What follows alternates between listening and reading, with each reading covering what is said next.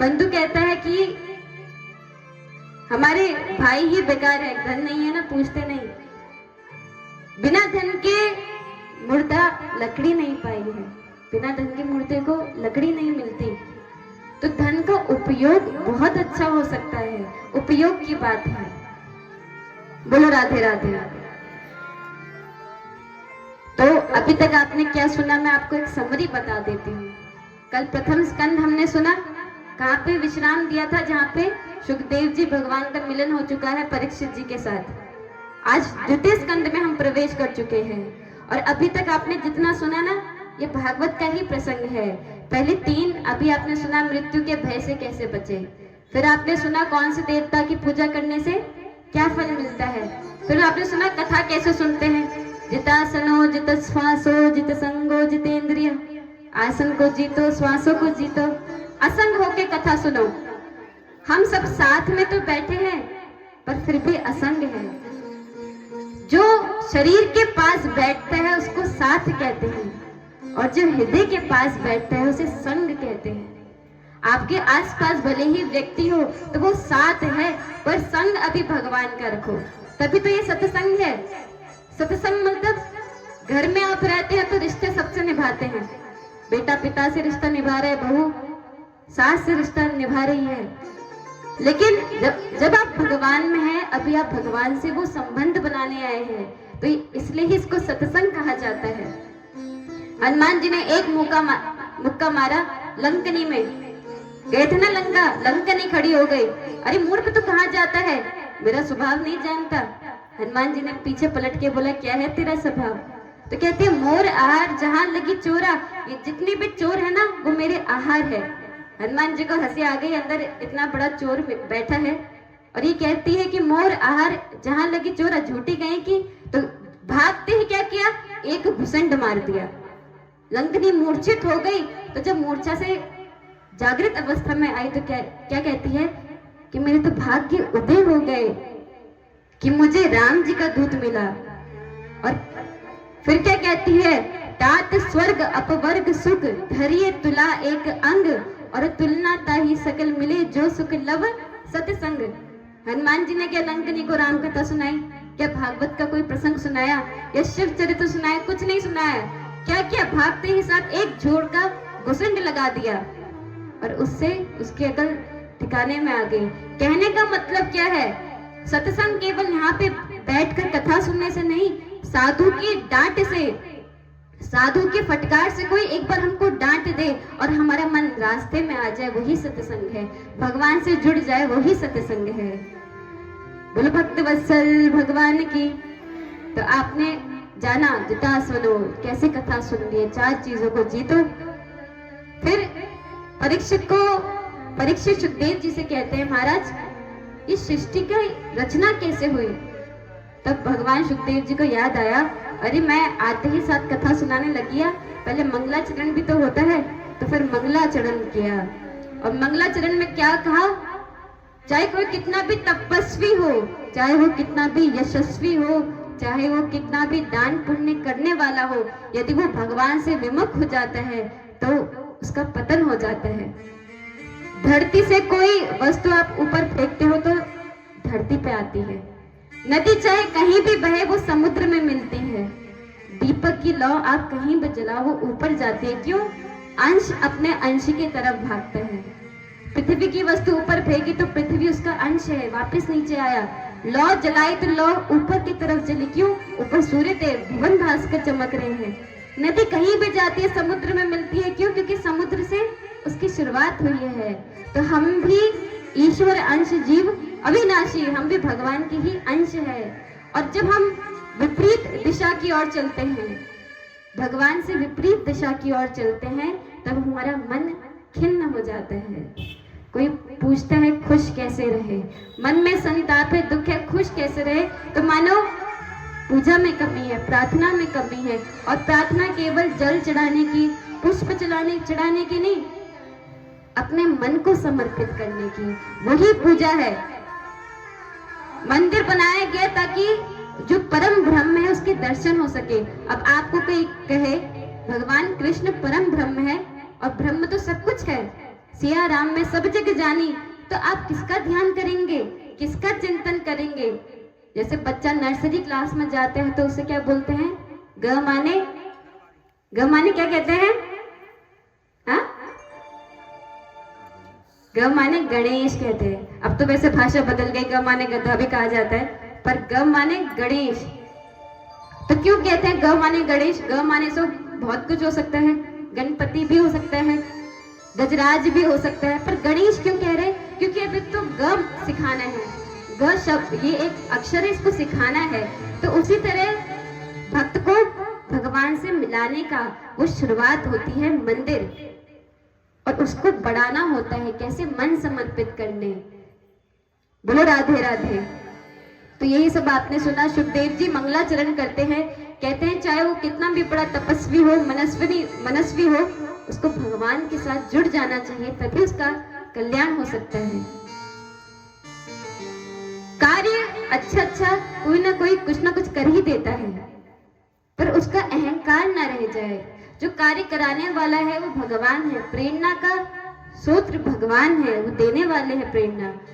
तो जैसे एक अंक होता है, उस एक अंक के पीछे 0 लगाते जाओ तो क्या हो जाएगा, 10, 100, फिर ऐसे करके लाख करोड़ों तक पहुंच जाएंगे। और उसके पीछे के जो शून्य है वो आपस में लड़ने लग जाए कि मेरी वजह से इसका मूल बड़ा है, मेरी वजह से इसका मूल बड़ा है, आपस में लड़ रहे हैं। उस एक अंक ने सोचा कि इतना हल्ला कर रहे हैं, मुझे तो शांति पसंद है, वो वहां से चले गया, अब क्या मूल रहा, कुछ नहीं। तो उसी तरह हम शून्य हैं और भगवान हमारे जीवन के अंक है। जब भगवान हमसे जुड़ जाते हैं तो हमारा मूल बढ़ जाता है, और भगवान हमारे जीवन से घट जाते हैं तो हमारा मूल भी कम हो जाता है। और ऐसा नहीं मैं कहना चाह रही कि आप भागवत सुन रहे हैं तो ही आप कल्याण कर रहे हैं। भागवत क्यों सुना रहे, ताकि आपके हृदय में भगवत प्राप्त प्रकट हो जाए। अगर आप एक टीचर हैं, स्कूल में पढ़ाने जाते हैं, आपके हृदय में ऐसा भाव है कि मैं तो शिष्य रूपी भगवान को ही पढ़ा रहा हूँ, ये दिखने में तो व्यवहारिक दृष्टि से तो मैं इनको शिष्य मानता हूँ, जरूरत पड़ेगी तो एक झापटा भी लगा सकता हूँ, पर इनके हृदय में जो भगवान है उसको मैं नमन भी करता हूँ, उसको मैं पूजा भी करता हूँ, तो ये आपकी सबसे बड़ी पूजा है। कोई कथा वक्ता कथा करता है तो कोई पैर छूता है, कथा वक्ता सोचने लग जाए तो मेरे पैर छू रहा है, तो ऐसा नहीं। वो भले ही व्यवहारिक दृष्टि से कोई किसी के पैर छू रहा है, लेकिन जिसके पैर छुए जा रहे उसका भाव कैसा होना चाहिए, ये भले ही मेरे पैर छू रहा है पर इसके हृदय में जो भगवान विराजित है मैं उसको प्रणाम करता हूँ। भले ही व्यवहारिक दृष्टि से उसका प्रणाम दिखे ना, पर उसके हृदय के भाव ऐसे होने चाहिए, वो सबसे बड़ी पूजा होती है। भक्त केवल रंग बदलकर टीका लगाकर नहीं होते, इसका फायदा बहुत है। मस्तक पर चंदन लगाया हो, सुंदर भी दिखता है, आकर्षण भी जाता है, और अनेकों फायदे हैं। वस्त्र अच्छे पहनने से, नूतन वस्त्र पहनने से मन की मनस्थिति अच्छी होती है, थोड़ा मन करता चलो आज जाप कर लेते हैं, तो ये सब तो ठीक है, पर श्रेष्ठ कोटि का भक्त कौन है। अभी शिवरात्रि आएगी ना, हर कोई जल चढ़ाने जाएगा, पर भक्त कौन हुआ जिसने देखा हर कोई जल चढ़ा रहा है, अरे सब अस्त व्यस्त हो गया, मैं जाके थोड़ा समेट लेता हूँ। कथा का पंडाल है, अरे कथा तो सब सुनते हैं, मैं पहले जाके थोड़ा सफाई कर देता हूँ, वो भक्त होता है। क्योंकि भक्त बनने के बाद भी आपने केवल अपने लिए सोचा तो आप कैसे भक्त हुए, आप भी तो भोगी हुए। भोगी से भक्त बनने का सफर केवल इतना है कि भक्त सबके लिए सोचता है, वसुदेव कुटुंबकम जैसा भाव अपने हृदय में लेकर चलता है, वही भक्त है। बोलो भक्त वत्सल भगवान की। अब 10 लक्षणों का निरूपण किया गया, सर्ग, पोषण, ये सारे भागवत के 10 लक्षण हैं। अब हम तृतीय स्कंद में प्रवेश कर रहे हैं, और इसमें सर्ग का लक्षण बताया गया है। सर्ग माने ये संसार कैसे बना। मन उठता है ना प्रश्न, हर कोई आ रहा है जा रहा है, शुरुआत कहां से हुई। तो परीक्षित जी ने पूछा सुखदेव जी को, भगवान संसार की रचना कैसे हुई। तब सुखदेव जी कहते हैं यही प्रश्न नारद जी ने ब्रह्मा जी से करा और विदुर जी ने मैत्री जी से करा। भागवत के अंदर भी कई संवाद चल रहे हैं, कंफ्यूज मत होना। यही प्रश्न 3-3 जगह 4-4 जगह किए जा रहे हैं। तो विदुर चरित्र बताया। कल आपने महाभारत का प्रसंग सुना, उसमें कौरवों के तरफ जो धर्म का झंडा लहरा रहे थे वो थे विदुर जी महाराज, और पांडवों के पक्ष में जो धर्म का ध्वज लहरा रहे थे वो थे युधिष्ठिर। जब विदुर जी कौरवों के संग से छूट जाते हैं, उनका त्याग कर देते हैं, तो मानो धर्म उनके साइड से निकल गया, धर्म ने उनका साथ छोड़ गया। कैसे छोड़ा? जैसे विभीषण जी ने रावण का त्याग करके गए थे, तो धर्म चले गया। उस समय निश्चित हो गया था कि कौरवों का, कि रावण का अंत पक्का होगा। अस कही चला विभीषण जबहि, आयुहीन भय सब तबहि। उसी समय सब आयु विहीन हो गए। ऐसे ही विदुर जी ने कौरवों का साथ छोड़ दिया और उसी समय कौरव आयु विहीन हो गए। चले गए विदुर जी तो युद्ध समाप्त हो गया। और ये कथा ध्यान से सुनिएगा, क्योंकि इसका थोड़ा संदर्भ 7वें दिन भी आएगा। तो मैं 7वें दिन पूछती हूँ, आपको 30वें दिन की कथा याद है? तो किसी को शायद वो संदर्भ याद नहीं आता। तो विदुर जी छोड़ के चले गए, जा ही रहे थे कि रास्ते में उद्धव जी मिल गए यमुना तट में। उद्धव जी मिले तो राधे राधे हुआ। विदुर जी ने पूछा, भगवान हमारे ठाकुर जी कैसे हैं और महाभारत के युद्ध का क्या हुआ? उनको कुछ खबर नहीं। उद्धव जी कह रहे, इतना समय हो गया आपको यही नहीं पता? अरे प्रभु तो अपने धाम चले गए हैं, महाभारत का युद्ध समाप्त हो गया है, पांडव जीत चुके हैं। विदुर जी को जब पता चला प्रभु चले गए तो मन में पीड़ा उठी, क्या प्रभु ने मेरे लिए कोई संदेश छोड़ा है? तो उद्धव जी ने कहा, प्रभु ने बहुत दिव्य ज्ञान दिया है, पर मेरे पास समय नहीं है बताने का। आप जाइए हरिद्वार में, वहां पे आपको मैत्री जी मिलेंगे, उनसे आप प्रश्न कीजिएगा, वो आपको सब समझा देंगे। विदुर जी चले गए, उद्धव जी बद्रीनाथ को चले गए और वहीं पे ही नर नारायण के साथ रहने लगे। यहाँ से विदुर जी मैत्री जी के पास हरिद्वार आ रहे हैं। मैत्री जी से आकर सबसे पहला प्रश्न यही करा, सुखी कौन है? सुखी कौन है? जब आवे संतोष धन, सब धन धोनी समान। जो व्यक्ति संतोष है जिसके अंदर है, प्राप्त को पर्याप्त जिसने समझ लिया, वही सुख है। कला पहले दिन आपने सुना था महत्व में धुंधकारी की कथा। आत्मदेव शर्मा को पुत्र की कितनी चाहत थी और जब पुत्र मिला तो कैसा कुकर्मी मिला। और देखिए, माता पिता हो, घर का कोई भी व्यक्ति हो, उसको अपना जीवन भाग कर देना चाहिए। शास्त्र भी भाग करते हैं, 25 वर्ष विद्या प्राप्त करो, 25 वर्ष गृहस्थी में रहो, 25 वर्ष फिर वन में चले जाओ। अब वन में तो नहीं जा सकते, पर घर बैठे बैठे ऐसा माहौल बना दो कि आपको परिवारजन से ज्यादा चिपकना ना पड़े, क्योंकि वो दुखदायी ही बनता है। चाहे कुछ भी हो, जहां से शुरू करा वहीं पे लौटना है। सब कुछ प्राप्त तो कर लिया धीरे धीरे, चाहे वो जमीन हो, चाहे वो संतान हो, चाहे वो कुछ भी हो, अब उसको वापस भी देना है। देखिए, परेशान हर कोई है, कोई ना कोई परेशानी, पर सुख कौन है? जिसने उस परेशानी का त्याग कर दिया। बहुत सारी चीजें जीवन में होती हैं, कुछ चीजें तो आप बदल सकते हैं। एक बच्चा जिसके मार्क्स नहीं आ रहे हैं ना अच्छे, वो अच्छा पढ़ेगा तो वो पास हो जाएगा। चाहे वो कोई टीचर उसको नालायक भी कह दे, 5 महीने भी, 4 महीने भी, 1 महीना भी वो अच्छे से पढ़ता है ना लगन से, तो वो पास हो जाता है, क्योंकि वो परिवर्तन कर सकता है। अभी उसके पास समय है। पर जैसे जैसे जिंदगी बढ़ती जाती है, तब आपको अपना दायित्व छोड़ना पड़ता है। घर का दायित्व पूरा माता पिता ने अपने पास रख लिया, पर जैसे जैसे 50-60 की उम्र आ जाए, मानो वो दायित्व आप अपने बच्चों को छोड़ दो, किसी न किसी को नियुक्त करके उससे मुक्त हो जाओ। क्यों? क्योंकि जब तक आप उस चीज को पकड़ के रखोगे तब तक आप मुक्त नहीं हो पाओगे। 50 के बाद आते हैं 52, संकेत कर रहा है कहाँ जाओ, वन में चले जाओ, इधर ही अपना मुख मोड़ लो। क्योंकि चाहे आप कितने भी धनवान हो और कितने भी गरीब हो, बोलो भक्तवत्सल भगवान की, आप चाहते सभी सुख है, और भगवान क्या है? सुख के भंडार है। जीवन में बहुत कमियां होती है, किसी व्यक्ति में बहुत कमियां होती है, कभी कभी वो कमियां मिट नहीं पाती, तो वहां पे क्या करना पड़ता है? एक्सेप्टेंस। जैसा है ठीक है, और अगर ठीक नहीं लग रहा तो केवल भगवान से आप प्रार्थना कर सकते हो, भगवान मुझ पे इतना साहस नहीं कि मैं इस कमी को पूरी कर पाऊं, पर आप इतनी कृपा रखना, आप मुझ पे कृपा रखना। बोलो भागवत महापुराण की।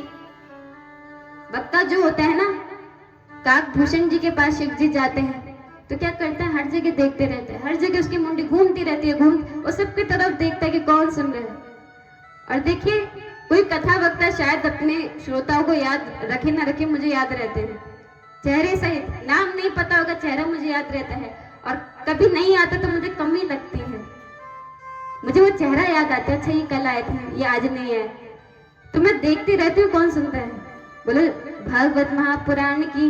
और वही वक्ता है जो सावधानी से सुनाए। तो विदुर जी ने बोला सुख कहाँ है? मैत्री जी ने बोला सुख केवल भगवान के पास है। भगवान ने ये जीवन दिया तो सब कुछ दे दिया, जीव मात्र के लिए जो रहने के लिए आवश्यकता थी वो सब कुछ दिया। जब बेटा गर्भ में होता है तो सारा खाना पीना वहीं पहुंच जाता है, धीरे धीरे बड़ा होता है तो फल खाता है, खाना खाता है, वृक्ष दिए हैं उससे फल निकलते हैं तो वो फल खाता है, सब्जी खाता है। और रहने के लिए पहले के समय में गुफाएं दी थी, अब तो घर बनने लग गए, लकड़ी दिया उससे घर बना लेते हैं। तो भगवान ने जीवन निर्वाह के लिए सब दिया है और कहा है मेरा भजन करो, पर व्यक्ति क्या करता है? वो केवल निर्वाह के लिए निर्वाह के लिए जो चीजें जरूरत होती है ना, उसी को इकट्ठा करने लग जाता है और जीवन का लक्ष्य भूल जाता है। तो लक्ष्य नहीं भूलना, ये भी करते रहना है, जमा करना जरूरी है, पर कितना? जितना आवश्यकता हो, अतिक्रमण नहीं। यही उद्धव जी समझा रहे हैं, किसको समझा रहे हैं? विदुर जी को। और अब विदुर जी ने पूछा कि सृष्टि की रचना कैसे हुई? तो मैत्री जी ने बोला विदुर जी, पहले संसार में कुछ नहीं था, केवल ब्रह्मांड था, भगवान ही थे। ब्रह्मांड के मन में सृष्टि का संकल्प उठा तो विष्णु भगवान के नाभि से कमल प्रकट हुआ, उस कमल में ब्रह्मा जी विराजित हुए। ब्रह्मा जी ने चारों ओर देखा तो केवल वायु और जल ही पाया, तो चतुर्भुज बन गए। कुछ समझ नहीं आया मेरा नाम क्या है, मेरा काम क्या है, तो दो आवाज सुनी, दो अक्षर सुनाई दिए, तप तप। ब्रह्मा जी तप करो, तो ब्रह्मा जी ने कई वर्षों तक तप किया, और जब तप से भगवान प्रसन्न हो गए तो ब्रह्मा जी को सारा ज्ञान दे दिया, जीव माया हर किसी के बारे में समझाया, और ब्रह्मा जी को कहा ब्रह्मा जी आपको सृष्टि की रचना करनी है। ब्रह्मा जी ने दायित्व उठाया और सबसे पहले सनकादि ऋषियों का निर्माण किया। सनक, सनंदन, संत कुमार, सनातन, और बहुत ही भयंकर ऋषि हैं ये, केवल 5 वर्ष के। जब ब्रह्मा जी ने इनका निर्माण किया तो कहा पुत्रों जाओ सृष्टि की रचना करो। सनकादि ऋषि ने बोला हमको इस झंझट में नहीं पड़ना, हमें तो भगवान नाम का संकीर्तन करना है, ये सृष्टि की रचना का कार्य आप किसी और को दे दीजिए। और जब बेटा पिताजी की बात ना माने तो मुंह तो खराब होता ही है। ब्रह्मा जी ने श्राप दे दिया, जाओ तुम बालक के बालक ही रह जाओ। और सचमुच वो छोटे बालक 5 वर्ष से ज्यादा नहीं पड़े, आज भी 5 वर्ष के ही हैं, पर इतनी तपस्या है मानो चारों वेद मूर्तिमान रूप धारण करके प्रकट हो गए हो। एक बार यही सनकादि ऋषि विष्णु भगवान के लोक में जाते हैं, वहां पे भगवान के पार्षद थे जय और विजय। उन्होंने रोक दिया बच्चा समझ के, अभी नहीं जाना, भगवान विश्राम कर रहे हैं। तो मुनिवर क्रोधित हो गए, जल निकाला और श्राप दे दिया, जाओ तुम 3 जन्म तक राक्षस बन जाओ। भगवान भीतर से आए, क्या हो रहा है? अरे मेरे पार्षदों को, नित्य पार्षदों को श्राप मिल गया, 3 वर्ष तक राक्षस बन जाओ। तो यही रावण और कुंभकर्ण, हिरण्याक्ष और हिरण्यकश्यप, शिशुपाल आदि बन के जन्म लेते हैं। तो भगवान ने जिसको मारा वो कोई पराया नहीं था, वो अपना ही था। मानो उसी को ताड़ने भगवान आ जाए हैं। तो सनकादि ऋषियों का निर्माण तो कर दिया, उनको रच तो दिया, पर उन्होंने सृष्टि निर्माण नहीं करा। तो इससे खिन्न होके क्रोधित ब्रह्मा क्रोध में भर गए, और वही क्रोध रूपी वो भाव जो था वो एक शिशु का एक स्वरूप में प्रकट हो गया और जोर जोर से रोने लगा, और इन्हीं का नाम है रुद्र। जोर जोर से रोता, मुझे नाम दो, मुझे काम दो। ब्रह्मा जी ने बोला, बेटा तू रोता बहुत है, तो तेरा नाम है आज से रुद्र।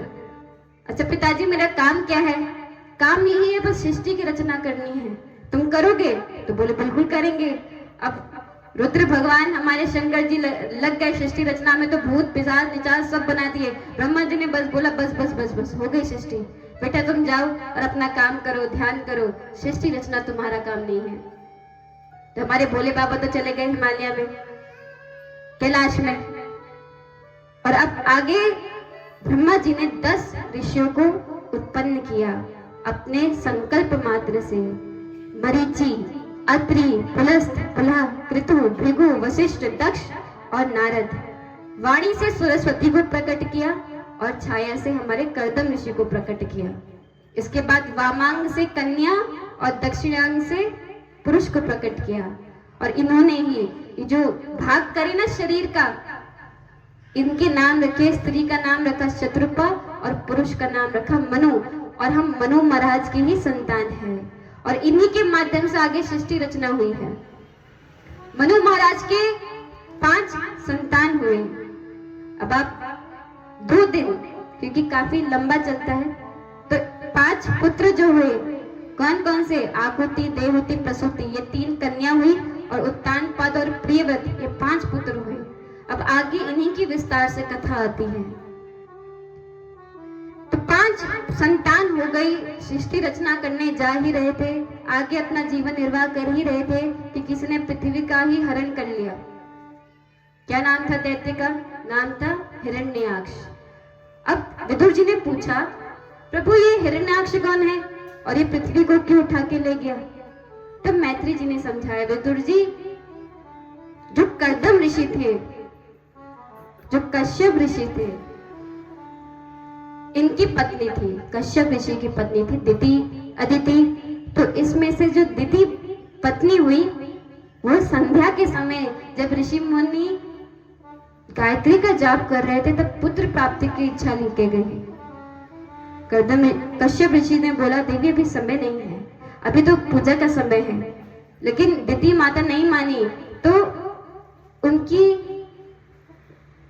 उनकी मांग के कारण उनको गर्भवती बना दिया, और फिर कहा, तुम्हें पता है तुम्हारी संतान कैसी होगी? दिति माता ने बोला, कैसी होगी? बोले, तुम्हारी 1 नहीं 2 संतान होगी, और बहुत बड़े राक्षस के रूप में जन्म लेगी। जब दिति माता ने ऐसा सुना तो भयभीत हो गई, क्षमा मांगने लगी। तब कश्यप जी ने बोला, देवी आपने क्षमा मांगी है, दैत्य तो आपके होंगे ही पुत्र, लेकिन इनका उद्धार करने स्वयं भगवान आएंगे, और तुम्हारे पुत्र की भी जो पुत्र होंगे वो बहुत बड़ा भक्त बनेगा। तो यहाँ पे 100 वर्ष तक दिति माता गर्भवती रही। 100 वर्ष बीत जाने के बाद 2 भयंकर विशाल शरीर वाले राक्षस हिरण्याक्ष और हिरण्यकश्यप जन्म लेते हैं। जो छोटा वाला था हिरण्याक्ष, वो देख रहा है किसके साथ लड़ूं, किसके साथ लड़ूं।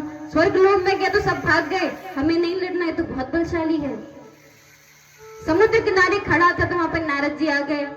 हिरण्याक्ष ने बोला, ए वीणा पकड़ने वाले बाबा, ये गायन वादन ही करते हो कि लड़ना भी जानते हो? नारद जी ने बोला, मुझे लड़ना तो नहीं आता, पर मैं लड़ाना अच्छे से जानता हूँ। उन्होंने बोला, तो मुझे भी बता दो, मैं किससे जाके लड़ूं? तो नारद जी ने बोला, वैकुंठ में बैठे हैं विष्णु भगवान, वो भी तुम्हारे बराबर के हैं। हिरण्याक्ष ने क्या करा, पृथ्वी को भी उठा के ले गया, प्रभु का इंतजार किया कि मुझसे लड़ेंगे। सभी देव मनु और शत्रुपा के साथ ब्रह्मा जी के पास गए और विनती करने लगे, प्रभु हमारी पृथ्वी को तो हिरण्याक्ष ले गया। तब ब्रह्मा जी ने भगवान का ध्यान किया और उनको बहुत जोर से छींक आई, और उस छींक से वरा भगवान प्रकट हो गए। बड़े वरा भगवान की। अंगूठी जैसा रूप है बड़ा भगवान का।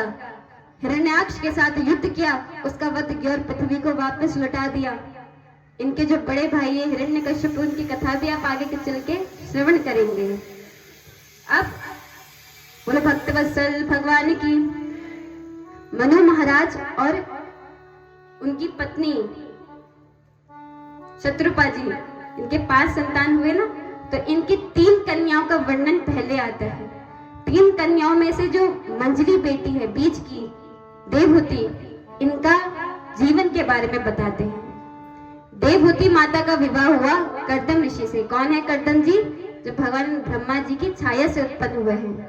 इन दोनों का विवाह होता है और विवाह के पश्चात 9 बेटियां हुई और 9 बेटियां कैसी मानो साक्षात नवदा भक्ति प्रकट हुई हो। और जहाँ नवदा भक्ति होती है ना, ये 9 पुत्री में जो नवदा भक्ति आई है मानो, तो उसके बाद भगवान को भी आना पड़ता है। तो एक पुत्र कौन हुए? साक्षात भगवान, कपिल भगवान के रूप में। बोलो कपिल भगवान की। ये भगवान विष्णु जी के ही अवतार है। अब एक दिन ध्यान से सुनिएगा, हाँ, एक दिन ब्रह्मा जी के जो 9 बेटे हैं, जिनका वर्णन मैंने आपको बताया, मरीचि, अत्रि, वशिष्ठ, भृगु, इनके 9 कन्या है, 9 पुत्र है। नारद जी को रहने दीजिए, ये तो घुमक्कड़ बाबा है, घूम रहे थे, आज तक घूम ही रहे हैं। इन 9 पुत्रों को लेके नारद जी को हटा के ब्रह्मा जी पुत्रों सहित कपिल भगवान का दर्शन करने आए। तो यहीं पे जो कर्दम ऋषि थे, उन्होंने बोला, देव आपकी 9 पुत्र है और मेरी 9 बेटियां हैं, बड़ा बढ़िया जोड़ा जमेगा, इनका विवाह करा देते हैं। तो सभी का आपस में विवाह हो गया। कला देवी का विवाह मरीचि के साथ हुआ, अनुसुईया मैया का विवाह अत्रि जी के साथ हुआ, अरुंधति मैया का वशिष्ठ जी से।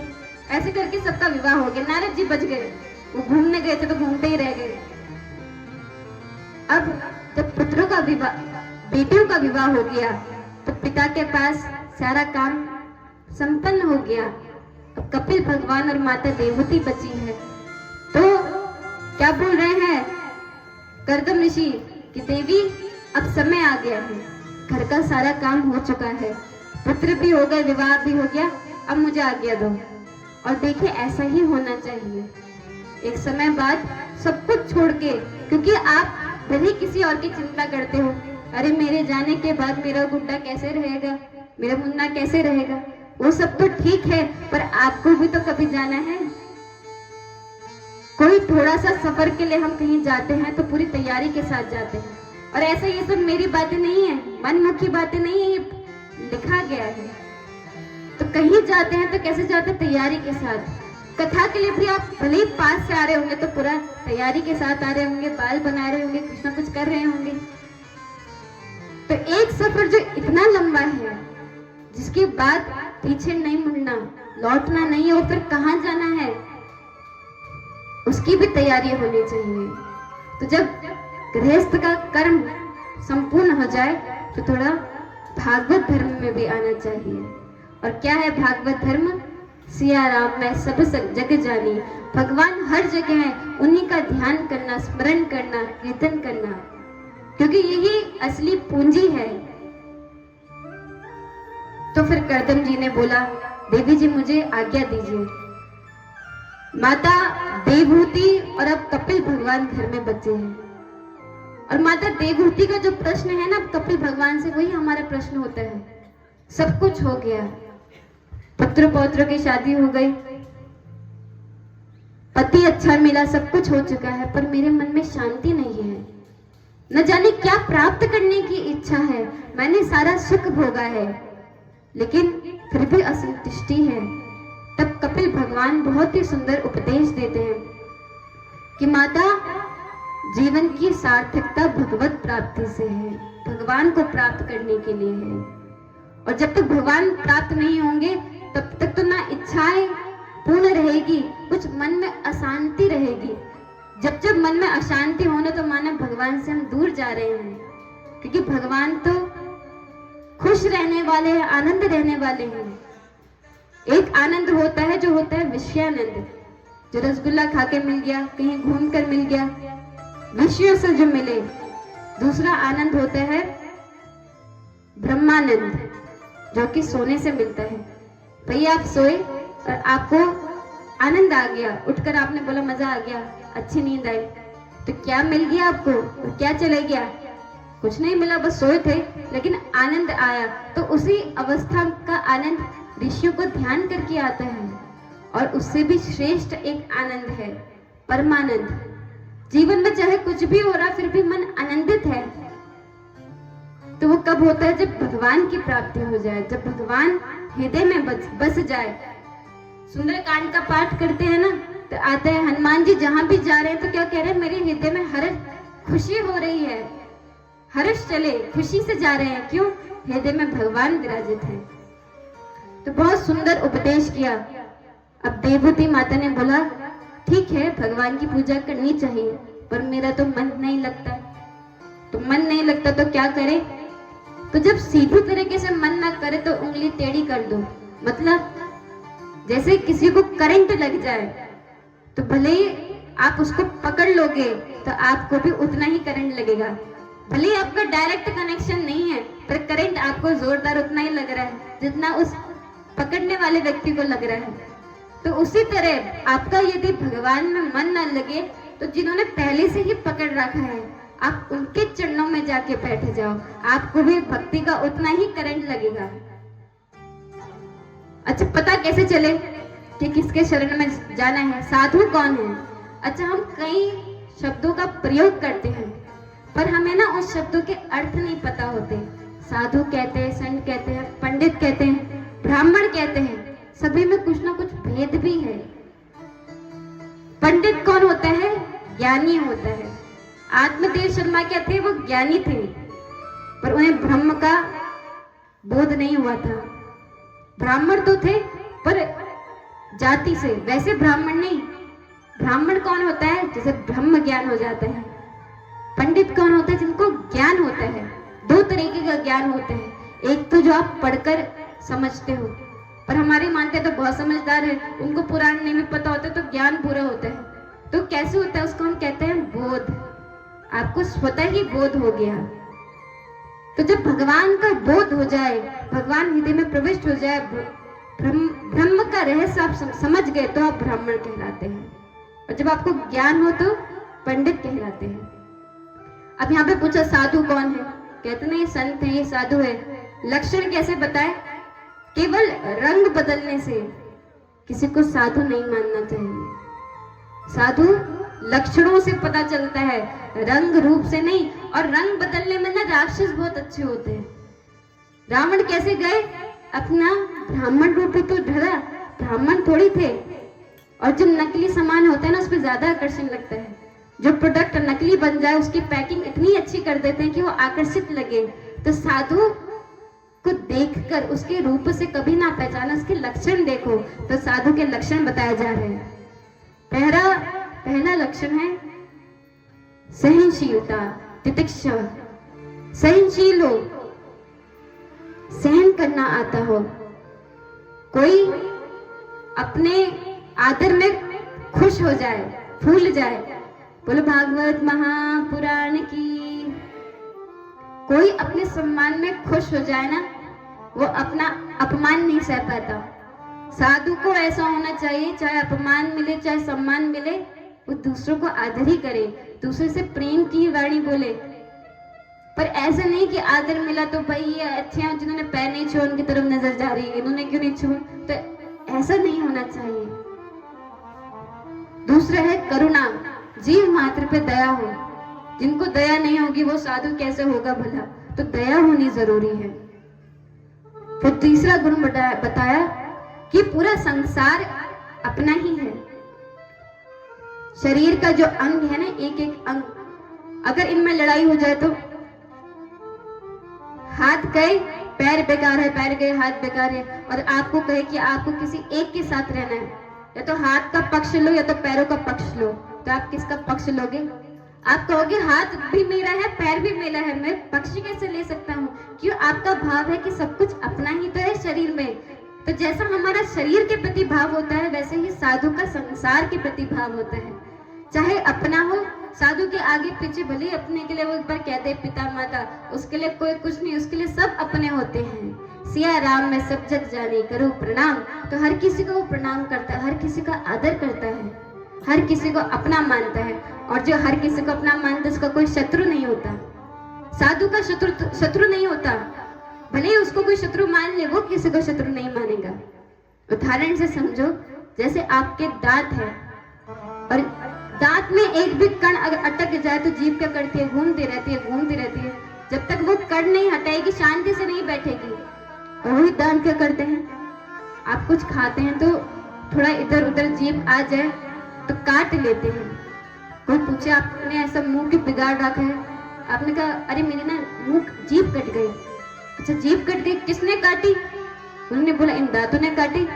अच्छा, अरे इतनी दुबली पतली मुलायम जीभ को ये इतने कठोर दांत कष्ट दे रहे हैं, बेचारी कब से ये दर्द सहन कर रही है, एक काम करो उखाड़ फेंको इन दांतों को।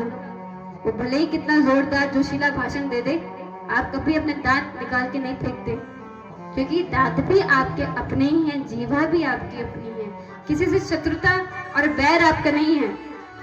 एक कथा सुनी थी मैंने, किसी ने भाव प्रकट किया, किसी ने भगवान से पूछा कि पांडव विजय हो गए और दुर्योधन हार गए, भगवान आपको तो प्रसन्नता होगी ना?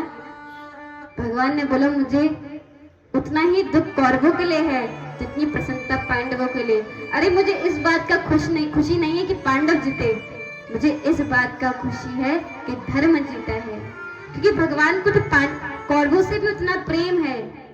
पुत्र संतान बिगड़ जाए तो माता पिता डांट देंगे, भड़काएंगे, पर प्रेम वहां पे रहता है। तो उसी तरह साधु का कोई शत्रु नहीं है और हर किसी को साधु सम्मान रूप से देखता है। साधु के लक्षण माता को कपिल भगवान बता रहे हैं। अष्टांग योग का वर्णन किया, काफी सारी चीजें बताई, बोले भक्त वत्सल भगवान की। और भक्त के प्रकार बताए, कैसा भक्त होता है? तो 3 प्रकार के भक्त हैं। पहले तो है जो प्राकृत भक्त है, मंदिर में मूर्ति है, प्रतिष्ठित है, तो आपने मान लिया ये भगवान है, तो ये पहला कोटि का भक्त है। अभी शुरुआत है, नर्सरी LKG क्लास में। भक्त तो कहने के लिए हर कोई है, हर कोई मंदिर में आ जाएगा तो भक्त की श्रेणी कहलाएगा, पर हर किसी का भाव उतना बड़ा नहीं होता। तो ये प्राकृत भक्त है कि मंदिरों में भगवान देख लेता है। फिर दूसरा मध्यम कोटि, जो साधु संतों में भगवान देखे और जो मंदिरों में भगवान देखे। तो अगर आप साधु संत में भगवान का दर्शन कर सकते हैं तो आप मध्यम कोटि के भक्त हैं। और तीसरा आता है उत्तम कोटि, केवल साधु संत नहीं, हर एक जीव मात्र में आपका भगवत प्रेम है। कोई डॉक्टर है तो आपके पास कोई इलाज कराने आया, आपने ये भाव रखा मैं तो भगवान की सेवा कर रहा हूँ। कोई टीचर पढ़ा रहा है, वो ये भाव रख रहा है मैं तो भगवान के ही बच्चे को पढ़ा रहा हूँ। ऐसे भाव जब मन में होते हैं तो आप उत्तम कोटि के भक्त कहलाते हैं। बोलो भक्त वत्सल भगवान की। अब इसके पश्चात उपदेश करने के बाद देवहूति माता को बात समझ में आई और वो सुन के इतना पिघल गई कि वो जल में ही परिणित हो गई। और हमारे कपिल भगवान समुद्र के पास गए, समुद्रों ने ऊंची लहरों से उनका स्वागत किया और अपने अंदर समा लिया, और इसको हम मकर संक्रांति के रूप में मनाते हैं। बोलो कपिल भगवान की। हृदय से तो जा नहीं पाएंगे, तो कर्णों का महत्व बहुत है। संस्कारों में भी कानों को छेदा जाता है ना, तो महत्व है, तो कानों में भी लगाना है। और क्या कर सकते हैं, जैसे फूल को पीले या लाल वस्त्र में लपेट दिया और अपने धन कोश में रख दिया, तो इससे संपदा बढ़ती है। भगवान का आशीर्वाद है, भगवान संपदा भी बढ़ाते हैं। तो जिसको पुष्प दिया है वो ऐसा भी कर सकते हैं, और जिसको कुछ समझ नहीं आया क्या करना है तो उसके खाद भी बना सकते हैं। मतलब कचड़े में ना फेंक देना, क्योंकि प्रसाद है ये, ठीक है। बोलो राधे राधे। और हमारी उपाध्याय जी भी आई है। मैंने उनको पिछली बार कहा था कि मैं अपनी कथा में ग्राम का उदाहरण अवश्य दूंगी, क्योंकि मेरा अभी स्कूल का एक्सपीरियंस नया नया है और स्कूल में क्या हो गया, बच्चों की बहुत टेंशन होती है।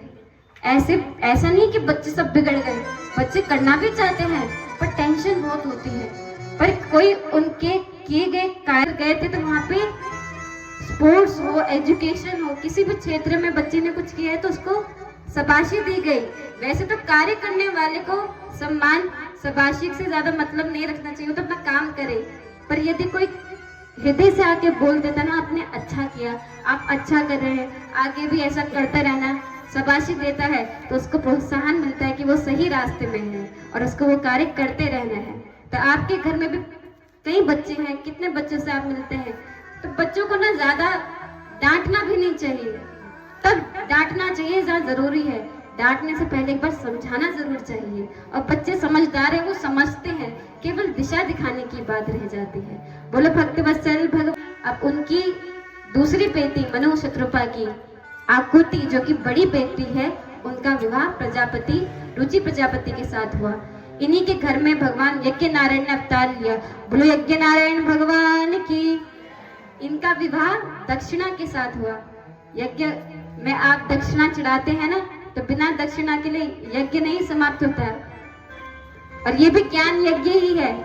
तो यज्ञ की पत्नी दक्षिणा है, इसलिए दक्षिणा चढ़ाई जाती है। तीसरी बेटी हुई प्रसूति। इनका विवाह दक्ष प्रजापति के साथ हुआ। 16 बेटियां हुई, उसमें से 13 धर्म को ब्याही।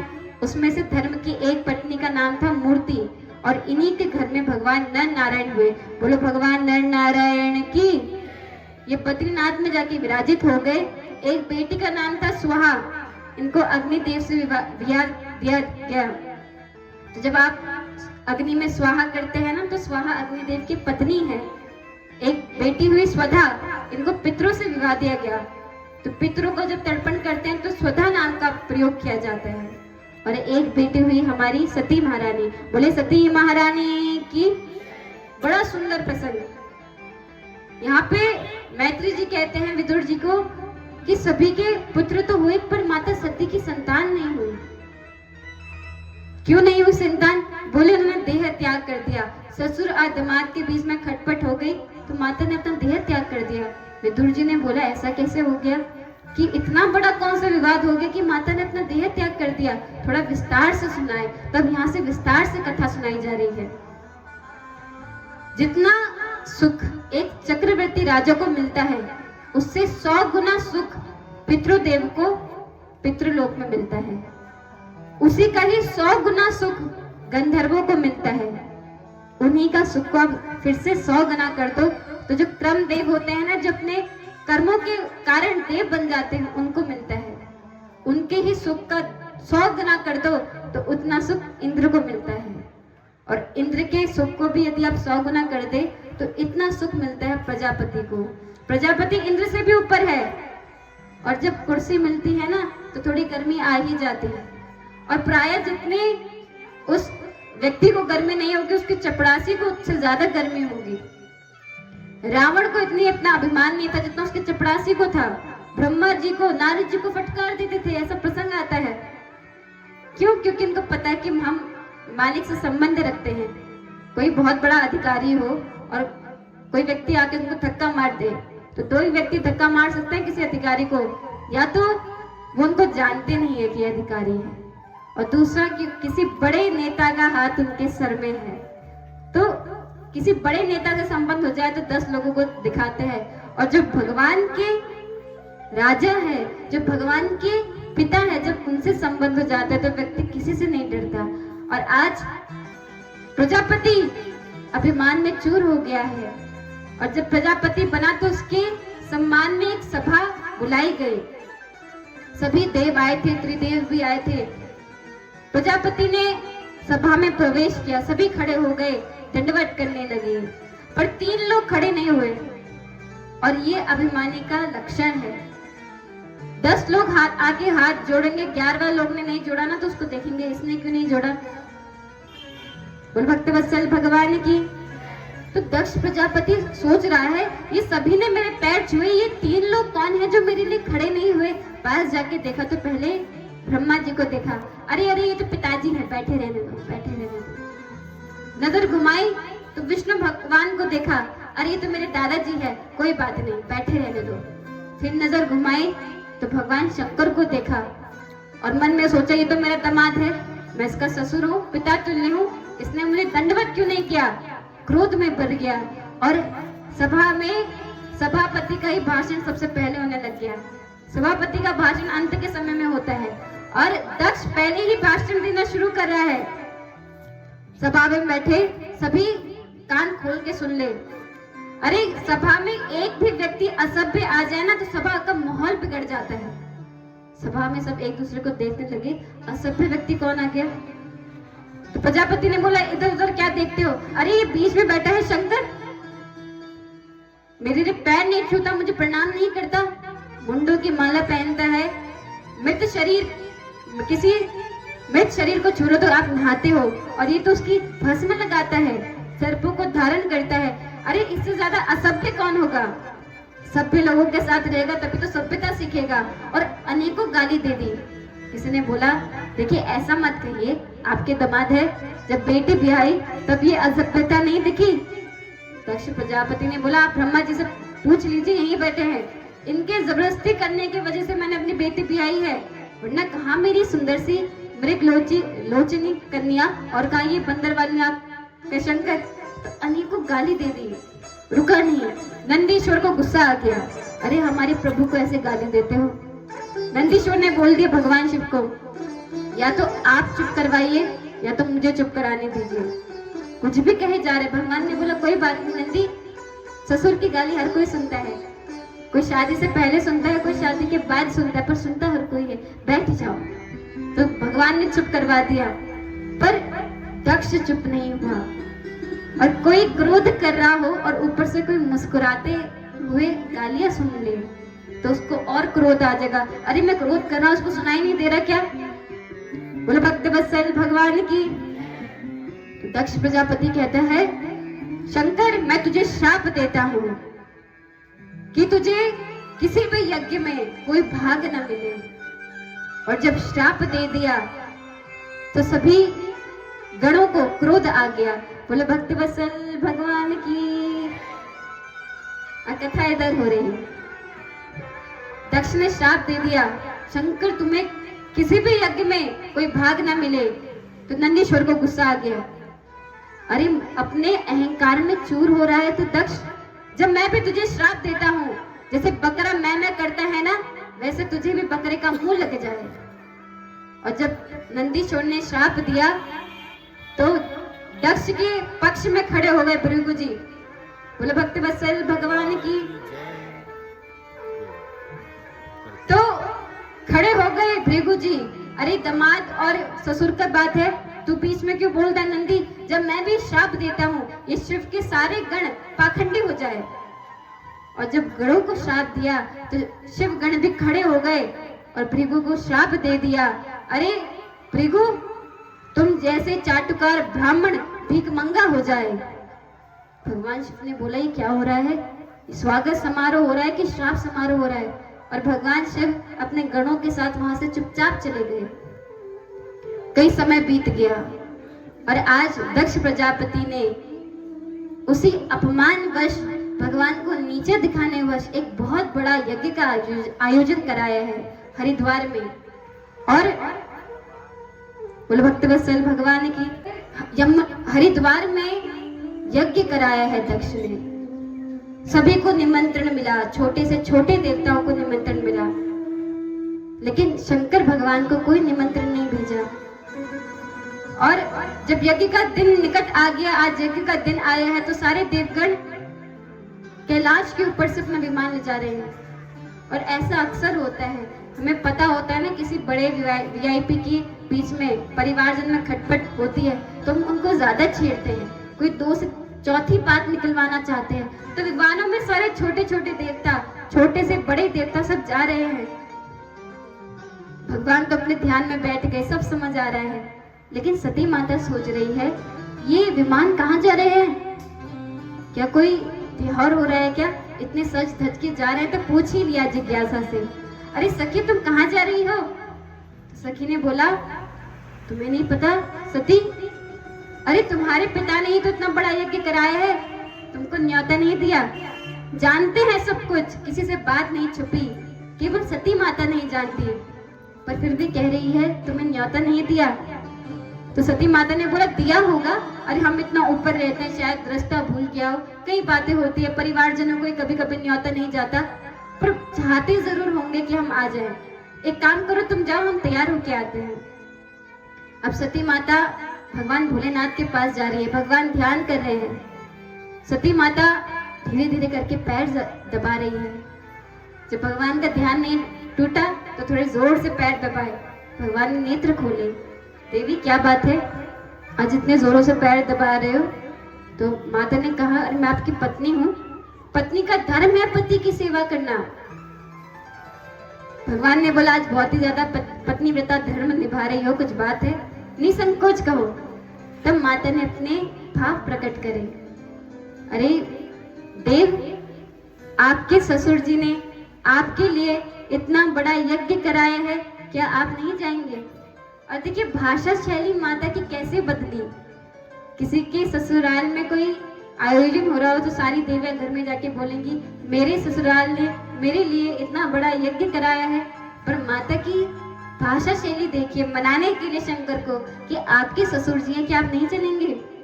भगवान ने बोला, देवी न्योता मिला? माता ने कहा, निमंत्रण तो नहीं मिला, पर आप चिंता मत करिए, वो चाहते होंगे हम जरूर आए। अरे हम घर की है ना, निमंत्रण लिखते लिखते भूल गए होंगे मेरा नाम, पर वो तो हमारे ही है, अपने हैं, अपनों के घर जाने के लिए निमंत्रण की आवश्यकता नहीं होती। भगवान ने बोला, हाँ देवी, निमंत्रण की आवश्यकता तो नहीं होती, पर उनका हमारे बीच में बैर हो गया है, उनके भाव हमारे लिए अच्छे नहीं है। और देखिए, जो व्यक्ति के भाव आपके लिए अच्छे ना हो, जहाँ पे आप वेलकम ना हो, वहां जाना भी नहीं चाहिए। और अब जो सालों पुराने हुआ पहले का दृश्य, वो सभा का जो दृश्य था, आज भगवान शंकर को बता रहे हैं। और ये हमें सीखना चाहिए। किसी के ससुराल पक्ष में कोई गया और वहां उसका स्वागत ढंग से ना हुआ तो पूरा घर में आके सब निकालेगा, देवी जी से पूरा हिसाब लेगा। पर शंकर जी इतने समय पश्चात आज माता को बता रहे हैं कि ऐसा सब कुछ हुआ। माता ने बोला, इतनी बड़ी बात हो गई और आपने मुझे बताया नहीं, अब तो हमको जरूर जाना चाहिए। अरे अरे, किसी बड़े फिल्म स्टार की भी कोई भी जीवन की बातें हेडलाइन बन के आती है। आप तो देवों के देव महादेव है, सभी सोचेंगे अभी तक ससुर और दामाद के बीच की खटपट मिटी नहीं, हमको जाना चाहिए। भगवान शंकर ने बोला, देवी मैं शिव हूँ, मैं तो अपमान का घूंट भी पी जाता हूँ, विष भी पी जाता हूँ, पर अपमान सहना हर किसी की बात नहीं। देवी आप अपमान नहीं सह पाएंगे, आप मत जाइए। और आपको और मेरा जाना तो एक ही बात है, वो मेरा सम्मान नहीं कर रहे हैं तो आपका भी नहीं करेंगे, आप मत जाइए। देवी ने बोला, आप चिंता मत कीजिए, अरे वो मेरे माता पिता है, मैं समझा दूंगी, आप मुझे आज्ञा तो दीजिए। तो जब ज्यादा हट गया तो भगवान ने बोला, देवी जैसी आपकी इच्छा हो। ना हाँ बोला ना बोला, देवी जी पर छोड़ दिया। नेत्र बंद करके भोले जी तो समाधि में लग गए। माता सोच रही है क्या करूं। जब घर वालों की याद आती तो सोचती कि मेरी 16 बहन आएंगी, तो पैर अपने आप ही घर की तरफ निकल जाते। पर जब भगवान शिव का ध्यान आता तो वापस मुड़ने लगती। कुछ देर ऐसा ही करा और बाद में निश्चय कर लिया कि अब मैं जाऊंगी। भगवान शिव ने नेत्र खोले कि देवी तो चले गई, तो गणों को भी आदेश कर दिया कि आप भी माता सती जी को आदर सहित छोड़ के आओ। सभी देवगण हर हर महादेव का जयकारा लगाते हुए देवी जी के साथ जा रहे हैं। यज्ञ में प्रवेश किया माता ने और कोई भी माता से बात नहीं कर रहा, हर कोई मुंह फेर के जा रहा है। माता सोच रही है सबको क्या हो गया, कोई मेरी तरफ देखता क्यों नहीं। तो एक बहन आकर बोली, अरे अरे सती तुम बहुत आई, अरे अच्छा किया तुम आ गई, मैं तो तुम्हारा इंतजार कर रही थी, मुझे तो यहाँ के पकवान भी नहीं सुझा रहे थे। माता सब समझ रही है कहने का भाव क्या है। मुख से तो वो कह रहे हैं आए बहुत बड़ी आई, लेकिन हृदय में है, हृदय में उनकी कुछ और ही चल रहा है। माता सती चुप है। कोई एक ही माता खुश थी माता सती के आने में। वो थी उनकी माता। वो सोच ही रही थी मेरी बेटी नहीं आई, मेरे दामाद नहीं आया। अरे उनको तो निमंत्रण भेजना चाहिए था, वो तो अपने थे। तो हृदय से सती माता को लगा लिया। सती जी ने बोला मैं अपने पिता को देख के आती हूँ। यज्ञ सभा में गई तो हर किसी का भाग देखा, हर किसी के लिए, हर छोटे से छोटे देव तक के लिए भाग छोड़ा है। ब्रह्मा जी का भाग है, विष्णु जी का भाग है, पर तब देखा कि भगवान शंकर का कोई भाग नहीं है। अपना अपमान सह गई पर भगवान शिव जी का अपमान नहीं सह पाई। दक्ष के पास जाके बोली, दक्ष इस मद में तू इतना चूर हो गया है। अरे जिसका नाम लेने से पूरा विश्व पावन हो जाता है, जिसका नाम लेने से तत्पर कल्याण हो जाता है, तो उसकी महिमा भूल गया। अरे प्रजापति है तो क्या हो गया, अरे वो तो पूरी मृत्यु लोक के देव है, महादेव है। पर मुझे इस बात का बहुत दुख है कि मेरा तेरे से संबंध है, मैं तेरी पुत्री हूँ, तेरे से मैं कोई रिश्ता नहीं रखना चाहती। पर दुख इस बात का है, जहां भी जाऊंगी हर कोई दक्ष कन्या कह के संबोधित करेगा। अच्छा होगा मैं ये देही त्याग दूं। दक्ष को सुना दिया और माता सती ने अपना देह त्याग कर दिया। भगदड़ मच गई, गण थी वो दौड़ने लगे, मारो कोई अपना भाग भी लिए बिना ना जाए। यहाँ पे नारद जी शंकर भगवान के पास गए, पूरा दृष्टांत बताया। नारद जी ने बोला शंकर जी को कि सती माता तो अपने पिता से मिलने गई थी, पिता ने जोर का धक्का दिया कि माता हवन कुंड में गिर गई। वक्ता की भाषा शैली थोड़ी ऐसी रोचक होती है, सुनने वाले को समझ भी आए और आनंद भी आए। नारद जी ने जब ऐसा कहा तो भगवान क्रुद्ध हो गए, क्रोध हो गए, अपने सिर से एक जटा उखाड़ दी और वीरभद्र को प्रकट कर दिया। कहा वीरभद्र जाओ और उस यज्ञ में सब कुछ तहस महस कर दो। सभी गणों के साथ वीरभद्र जा रहा है। बोलो भक्त वत्सल भगवान की। तो वीरभद्र जा रहा है गणों के साथ और सभा में प्रवेश करने वाला है। दूर से सभी देवता देख रहे हैं कि इतना हवा का झोंका कहां से चल रहा है, हवा का झोंका कहां से चल रहा है। तो हवा का ये झोंका कहां से चल रहा है। तो किसी ने बोला लगता है डकैत पड़ा है। नहीं नहीं, डकैत नहीं पड़ सकता। अरे अभी तो धर्मराज प्राचीन धरी का राज चल रहा है। तो किसी ने बोला धूल मिट्टी उड़ रही होगी।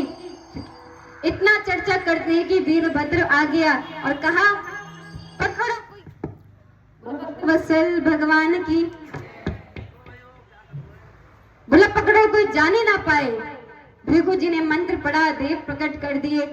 सभी गणों के बीच में युद्ध छोड़ गया।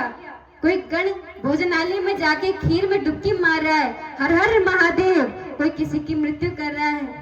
वीरभद्र गया, उसने दक्ष का मुख उखाड़ के अग्नि कुंड में स्वाहा कर दिया। भग देवता की आंखें नोचली, उषा देव के दांत तोड़ दिए और हर किसी को कुछ ना कुछ भाग अवश्य दिया। जब सब शांत हो गए, देवताओं को कर्म मिल गया, अपना फल मिल गया, तो रोते पीटते वो ब्रह्मदेव के पास गए।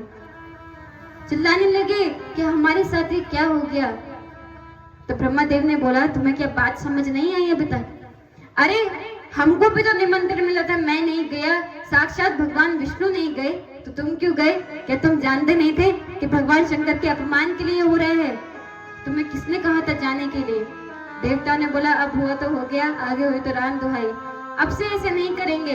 ब्रह्मा जी ने बोला शंकर जी के पास जाओ। देवता डर गए, अरे उन्हीं से तो बच के आए हैं। ब्रह्मा जी ने बोला डरो मत, वो आशुतोष है। जितनी जल्दी खुश होते हैं उतनी जल्दी क्षमा भी कर देते हैं। एक बार उनके पास चलो। ब्रह्मा के साथ सभी देवता जा रहे हैं। ब्रह्मा जी ने बोला तुम यहाँ खड़े रहना, मैं देख के आता हूँ ऊंट कैसे है। जैसे ही ब्रह्मा जी को आते हुए भगवान शंकर ने देखा तो आसन दिया बैठने के लिए, सत्कार करके बिठाया। ब्रह्मा जी ने देखा मूड ठीक है तो सभी देवताओं को बुला लिया। देवता कुछ भगवान से कह नहीं पाए तो ब्रह्मदेव ने कहा कि भोलेनाथ इन सभी का कुछ ना कुछ अनर्थ हो गया है, आप इन पे थोड़ी कृपा करो। तो भगवान ने बोला क्या दिक्कत है? तो भृगु जी के लिए कहा कि इनकी दाढ़ी चले गई, दाढ़ी ही निकाल के हवन कुंड में स्वाहा कर दी। और भृगु जी को आ रहा था कुछ कहते हैं ना तो अपने दाढ़ी में हाथ रखते हैं। तो ब्रह्मा जी ने बोला थोड़ी इनको दाढ़ी मिल जाती, भगवान ने बोला थोड़ी ही मिलेगी, बकरी जैसी। भृगु जी ने बोला हम तो फ्रेंच कट से भी काम चला लेंगे। फिर भग देवता ने बोला कि मेरी आंखें नोच ली, मैं देखूंगा कैसे? भगवान ने बोला तुम मित्र की दृष्टि से देख पाओगे। उषा देवता के दांत निकाल दिए थे, भगवान ने बोला सत्तू का घोल घोल करके पीना, दांतों की आवश्यकता ही नहीं पड़ेगी। तो हर किसी का समाधान किया। अब हर कोई भगवान की स्तुति कर रहा है, आइए हम भी भगवान की स्तुति करें।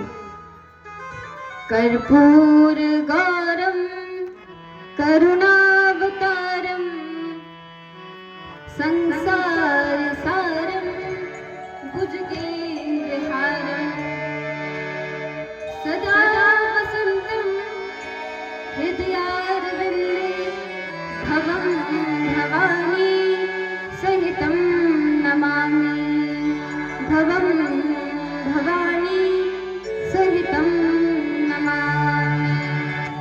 तो हर कोई भगवान शंकर की स्तुति कर रहा है और भगवान से प्रार्थना कर रहे हैं कि अब आइए यज्ञ को संपूर्ण कीजिए। भगवान सही सब यज्ञ में पधारे तो देखा यज्ञपति की तो मुंह ही नहीं है, तो यज्ञ संपन्न कैसे हो? तो भगवान ने बकरे का मुख दक्ष प्रजापति की लगाया, यज्ञ संपन्न किया। और जब दक्ष प्रजापति भगवान की स्तुति करने लगा, बोलो भक्त वत्सल भगवान की। जब दक्ष प्रजापति भगवान की स्तुति करने लगा तो अब बकरे का मुंह कहते कैसे बेचारा, तो बम बम करके कहने लगा तो भगवान हंस गए। तो तभी आप देखते हैं ना, गाल बजाते हैं, बम बम बोलते हैं, उससे भगवान को अपने ससुर जी की याद आ जाती है। कहते हैं भगवान उस समय हंसते हैं। इतने में ही साक्षात भगवान विष्णु प्रकट हो गए। बोलो विष्णु भगवान की। विष्णु भगवान जी ने समझाया जो भगवान शिव में और मुझ पे भेद रखता है, मैं उस पर कभी कृपा नहीं करता। बिना शिव कृपा के आपको भगवान विष्णु नहीं मिलेंगे और बिना भगवान हरि की कृपा के आपको हर नहीं मिलेंगे। रामेश्वर, जब भगवान राम ने वहां पे पूजा करी रामेश्वर में, तो अर्थ पूछा कि अर्थ क्या है रामेश्वर का? तो राम जी कहते हैं रामस्य ईश्वर रामेश्वर है, जो राम जी के ईश्वर है वो रामेश्वर है। ऊपर उमा को भगवान शंकर कह रहे हैं मेरी प्रभु की लीला तो देखो, अर्थ ही बदल दिया। माता ने बोला क्या है फिर रामेश्वर का अर्थ? तो भगवान शंकर कहते हैं राम ईश्वरो यस्य स रामेश्वर। अरे राम जिनके ईश्वर है वो रामेश्वर है, तो दोनों ही एक दूसरे को अपने आराध्य मानते हैं। ऐसा नहीं कि आप केवल शिव जी के भक्त हैं, अगर आप शिव भक्त हैं तो आप उतने ही विष्णु की जी के भी भक्त होने चाहिए। बोलो विष्णु भगवान की। आइए एक भजन के माध्यम से हम भगवान शिव और हरि और हर दोनों को रिझाते हैं। अभी शिवरात्रि भी आएगी ना, तो उसकी पूजा विधि भी आपको एक दिन पहले बता देंगे। बोलो भक्त वत्सल भगवान की। क्योंकि मैं समझती हूँ शिव जी भगवान की कृपा से कथा हो रही है, क्योंकि बगल में हम गए कलश यात्रा में तो शिव मंदिर बगल में ही है। और देखो कितनी सुंदर बात है, शिव जी शिवलिंग का घर के बगल में होना बहुत अच्छा है। और एक कहते एक लोटा जल सारी समस्या का हल। भगवान में आप केवल एक लोटा जल चढ़ा दो, भगवान आपको सब कुछ दे देते हैं। ये आराध्य की किसी प्रेमी के पास जाकर उसके प्रेमी की तारीफ कर दो, जल्दी आपको खुश करेगा। किसी के पति को खुश करना हो तो पत्नी जी को कोई तोहफा दे दो, लड्डू का कुछ भी दे दो, तो वो खुद समझाएंगी अरे वो व्यक्ति बड़े अच्छे हैं। तो भगवान शिव जी हमारे कन्हैया जी को आराध्या मानते हैं। तो जब शिवलिंग के पास जाते हैं तो भगवान जी की लीला गाते हैं, और जब भगवान ठाकुर जी के पास आते हैं तो हम शिव जी की लीला ज्यादा करते हैं। ऐसा एक भाव है। और देखिए जिसको कोई स्वीकार नहीं करता उसको भगवान शंकर स्वीकार कर लेते हैं। एक मंदिर में एक चोर आया, शिव पुराण में कथा है, एक मंदिर में चोर आता है, रात्रि में चोरी करना चाहता है, कुछ नहीं दिखा तो ऊपर एक छत्र सा बना हुआ था। सोचा इसको ही चुरा लेता हूँ, पर चिड़े किसमें, तो शिवलिंग में ही चढ़ गया, पैर रख दिया, उसको खींच रहा है तो भगवान शंकर प्रकट हो गए। कहने लगे, बड़े बड़े भक्त आए, किसी ने जल चढ़ाया, किसी ने कुछ चढ़ाया, अरे तू सबसे बड़ा भक्त है, तूने तो खुद को ही चढ़ा दिया। तो इतने भोले हमारे भगवान शंकर हैं। अच्छा, आपको यहाँ पे सती जी का चरित्र मैंने सुनाया, तो ये सोचने की बात है कि माता सती का देह त्याग क्यों हुआ? होना तो नहीं चाहिए था, शंकर भगवान की पत्नी है, पर इसके पीछे की एक कथा आती है। संक्षेप में चलते हैं। रामचरितमानस में लिखा है, एक बार त्रेता जुग माही, शंभु गए कुंभज ऋषि पाही, संग सती जगत जननी भवानी, पूजे ऋषि अखिलेश्वर जानी। त्रेता युग में भगवान शंकर माता पार्वती जी के, सती जी के साथ, पार्वती जी नहीं, सती जी के साथ जा रही हैं। और कहाँ जा रहे हैं? कुंभज ऋषि के यहाँ पे। क्यों जा रहे हैं? कुछ काम है? हाँ, राम कथा सुनने जा रहे हैं। बोले शंकर भगवान की। तो बड़ी संक्षेप में कथा सुनाऊंगी और इसका कुछ सार है, ध्यान से सुनिएगा। सती माता के साथ भगवान शिव जी जा रहे हैं कुंभज ऋषि के पास। तो तुलसीदास जी ने माता को इतने सारे उपाध्याय दे दिए। संग सती जग जननी भवानी। सती जी को के लिए क्या किया? जगत जननी भवानी गई और शंभु गए कुंभज। और भगवान शिव जी के लिए क्या कहा? केवल शंभु गए, ज्यादा कुछ उपाध्याय नहीं दिया, बस माता सती को। बोलो शंकर भगवान की। तो माता सती को उपाध्याय दी थी, जगत जननी भवानी, और भगवान शिव जी के लिए कह रहे हैं केवल शंभु जा रहे हैं। राम कथा सुनने जा रहे हैं। तो जैसे ही राम कथा में कुंभज ऋषि के आश्रम में पहुंचे, कुंभज ऋषि ने देखा, अरे त्रिलोकी नाथ आए हैं, खड़े हो गए। किसको? भगवान शिव। कौन कथा वक्ता कथा सुना सकता है? खड़े हो गए, भगवान के चरणों में गिर गए, आरती उतारने लगे। तो बगल में माता सती सोचने लगी, अरे ये कथा वक्ता क्या कथा सुनाएगा? कथा वक्ता के पैर हमें छूने चाहिए कि वो आपके पैर आके छुएगा? बताइए, आप जाके छूते हैं ना, तो भगवान शिव जी को पैर छूने चाहिए। पर कुंभज ऋषि ने क्या किया? देखा कि त्रिलोकी नाथ आए हैं, तो खुद उठ के गए, भगवान की आरती गए, आदर किया। और यहाँ पे सती माता के हृदय में, बड़े ध्यान से सुनिएगा, सती माता के हृदय में यहाँ पे संदेह जाग गया। और जब कथा में आता है तो संदेह लेके नहीं आना चाहिए। क्या संदेह जागा कि ये क्या कथा सुनाएंगे? अरे कहाँ ये एक साधारण मुनि और कहाँ मेरे त्रिलोकी पति।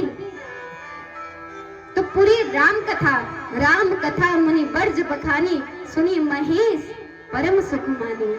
जरा शब्दों में ध्यान करना। राम कथा मुनि वर्ज बखानी, मुनिवर ने कथा सुनाई, पर सुना किसने? तो तुलसीदास जी क्या लिख रहे हैं? सुनी महेश परम सुख मानी। केवल महेश सुन रहे हैं, माता सती नहीं सुन रही। बैठी तो वही है, पर हृदय में संदेह है, ये क्या कथा सुनाएंगे, ये क्या कथा सुनाएंगे? तो हृदय में कुछ अलग ही गणित चल रही है। और सुन कौन रहा है? महादेव। और सुनकर क्या हुआ? सुनी महेश परम सुख मानी, सुख मिला। माता तो अपने ही चिंतन में, भगवान ने पूरी कथा सुनी। और कथा सुन के जब कुंभज ऋषि को थोड़ा ज्ञान देके गए, तो कथा सुनने के बाद क्या होता है? क्यों सुन रहे हैं आप कथा? क्या होगा कथा 7 दिन की सुन के? भगवान का साक्षात्कार होता है। तो राम कथा तो सुन ली, तो मुनि सन विदा मांगी त्रिपुरारी, चले भवन संग दक्ष कुमारी। शब्दों में ध्यान देना। जब आए थे तो कौन आई थी? जगत जननी भवानी आई थी, पर कथा नहीं सुनी, मन में भ्रम पाल लिया। तो जा कौन रही है? चले भवन संग दक्ष कुमारी। अरे दक्ष की कुमारी जा रही है, भवानी नहीं जा रही, कुमारी दक्ष कुमारी। कौन है दक्ष? बुद्धि। बुद्धि की बेटी तर्क ही कर सकती है, तर्क जा रहा है साथ में, कथा नहीं जा रही है। विरह विकल नर इव रघुराई, खोजत विपिन फिरत दो भाई। तो रास्ते में जाके भगवान शिव ने देखा कि प्रभु लीला कर रहे हैं, अवतार लिया है राम का। लक्ष्मण और दोनों भाई माता सीता को खोज रहे हैं, जंगल में है। और रो रहे हैं, बिलक रहे हैं, पत्तों से जाके पूछ रहे हैं कि तुमने मेरी पत्नी को देखा? कोई व्यक्ति रो रहा हो और आप कहो कि कितना सुखमय दिख रहा है, तो बगल वाला सोचेगा तो रो रहा है। तो यहाँ पे शिव जी की उपाध्याय क्या है? जय सच्चिदानंद जग पावन, अस कही चले मनोज न सावन। जय सच्चिदानंद घन पावन, अरे जो हमेशा सुखमय रहते हैं, सच्चिदानंद स्वरूप में उनको प्रणाम करता हूँ। और देखिए जब हृदय में तर्क जाते हैं ना, तब ऐसा होता है। महादेव कह रहे हैं मैं सच्चिदानंद स्वरूप को प्रणाम करता हूँ, पर बगल में दक्ष कुमारी क्या कह रही है? सच्चिदानंद स्वरूपम। अरे ये तो मुनि वेग धारण करे हुए लड़के जो रो रहे हैं, पत्तों से पूछ रहे हैं मेरी पत्नी कहाँ गई? अगर सत्य होते तो पता होता पत्नी कहाँ है। आनंद स्वरूप में होते तो खुश होते, तो रो रहे हैं। वो जान नहीं पाए, कथा का मर्म नहीं समझ पाए, हृदय में केवल तर्क था। भगवान ने बोला देवी जी ये मेरे आराध्य हैं, इनकी कथा हम सुन के आए हैं, ये सामने खड़े हैं, इनको दूर से प्रणाम करो। तो प्रणाम नहीं करा। महादेव आप कहते हैं प्रणाम करो, अरे तो रो रहे हैं, बिलक रहे हैं। अरे आप तो त्रिभुवन पति हैं, इनको प्रणाम क्यों करेंगे? और देखिए शिव कौन है? विश्वास में यदि श्रद्धा नहीं होती तो कुछ नहीं। भगवान ने कहा देवी, शिव जी गुरु भी हैं, गुरु ने कहा भगवान है प्रणाम करो। सती माता नहीं मानी, कहा मैं परीक्षा लेके मानूंगी। भगवान ने बोला देवी तुम्हें जैसा अच्छा लगे। तो सती माता परीक्षा लेने गई राम जी के पास और सोच रही है क्या करूं। तो सीता माता का रूप बना लिया। सीता माता के रूप में राम जी के पास गई। और कितनी सुंदर बात है, आप किसी की तरह दिख जाओगे, आप किसी की तरह अपना नाम रखोगे, पर उसका स्वभाव वो कैसे लाओगे? जब सामने में माता सती सीता माता का रूप धारण करके आई, तो राम जी के आगे चलने लगी। लक्ष्मण ने देखा ये माता नहीं है, स्वभाव बदल गया, समझ गए कुछ गड़बड़ है। भगवान राम जी ने अपने आंसू पोंछे और हाथ जोड़ के बोला आओ आओ सती माता, महादेव को कहाँ छोड़ के आ रही हो जंगल में? माता चौंक गई, अरे तो सब जानते हैं, मैं भगवान शिव जी के पास जाके क्या मुख दिखाऊंगी? माता सती को हर जगह भगवान दिखने लगे, हर जगह राम सीता दिखने लगी, डर गई। भगवान ने बोला अपनी माया समाप्त करो। तो वो तो चले गए, अब माता सती शिव जी के पास गई। भगवान शिव ने बोला कैसा रहा, ठीक हो? माता ने बोला क्यों, मुझे क्या होगा? भगवान ने बोला तुम परीक्षा लेने गई हो भगवान की, और अक्सर जब भगवान की परीक्षा लेते हैं ना, उनका अंत में हाल कुछ अच्छा नहीं रहता। माता सती ने बोला नहीं महादेव, मैं तुमको प्रणाम करके आई थी। भगवान शिव ने बोला सच बताओ क्या हुआ? तो माता सती ने आज झूठ बोल दिया। कुछ नहीं महादेव, मैं तो प्रणाम करके आई। तो यहाँ पे तुलसीदास जी ने क्या कहा, होई सोई जो राम रची राखा, जो राम चाहते हैं वही होता है। क्या माता सती नहीं जानती थी कि शिव हैं? इनको सब पता है, पर फिर भी झूठ कह दिया। और यहीं पर भगवान शिव जी ने मन ही मन माता सती का आज त्याग कर दिया। जो भगवान को नहीं स्वीकारते, जो भगवान में संदेह रखते हैं, भगवान शिव जी उनको कभी नहीं अपनाते, उनका त्याग कर देते हैं, फिर चाहे वो सती माता क्यों ना हो। दक्ष की पुत्री थी, यानी बुद्धि की पुत्री थी, और बुद्धि की पुत्री तर्क होती है। तर्कों से आप भगवान को कभी नहीं जान पाओगे, पर मन से अवश्य जान पाओगे। तो बाद में देह त्याग करके हिमाचल की पुत्री बनके पार्वती रूप में माता प्रकट हुई। बोलो पार्वती माता की। कि भगवान शिव और विष्णु जी एक दूसरे के आराध्य हैं, उनके बीच में होड़ रहती थी कि मैं भगवान के सबसे नंबर 1 का भक्त बनूंगा। फिर एक भगवान विष्णु जी शिवलिंग की पूजा कर रहे हैं, कमल चढ़ा रहे हैं, तो परीक्षा में कमल हटा दिए सामने से, और भगवान की तो आंखें भी कमल है, तो भगवान अपने आंखें निकाल के भगवान को समर्पित करने वाले थे। भगवान शिव जी प्रकट हो गए, कहा विष्णु तू मेरा सच्चा भक्त है, तेरे जैसा भक्त पूरे विश्व में कोई और नहीं, तू मेरा नंबर 1 का भक्त है। भगवान खुश हो गए। भगवान शंकर ने बोला मुझे भी मौका दो अपना नंबर पहले का भक्त बनाने के लिए। भगवान विष्णु जी मुकर गए, मौका नहीं दिया। तो आज जब सती माता का भोलेनाथ ने त्याग किया है तो आकाशवाणी हुई। भगवान विष्णु ने कहा शिव तो मेरा सच्चा भक्त है और तेरे जैसा भक्त मेरा और कोई नहीं हुआ। तो दोनों एक दूसरे के आराध्य है। और मानो उमा ने, माता सती ने शिव जी के लिए ही कि शिव जी विष्णु भगवान के भक्त बने, ये कृत्य किया। बोलो सती माता की, भगवान शंकर की, श्रीमद् भागवत महापुराण की।